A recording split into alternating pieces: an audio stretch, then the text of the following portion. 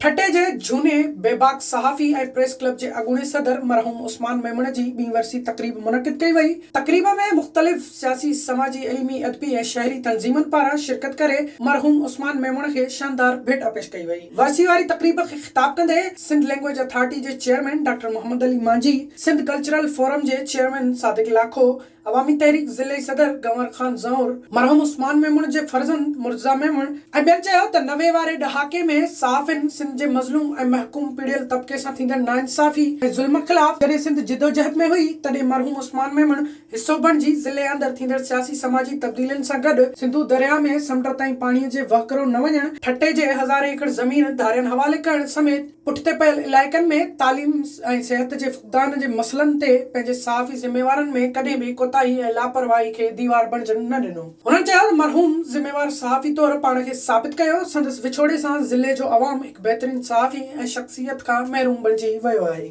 visit कयो अवामी आवाज़ मीडिया ग्रुप जी वेबसाइट awamiawaz.bk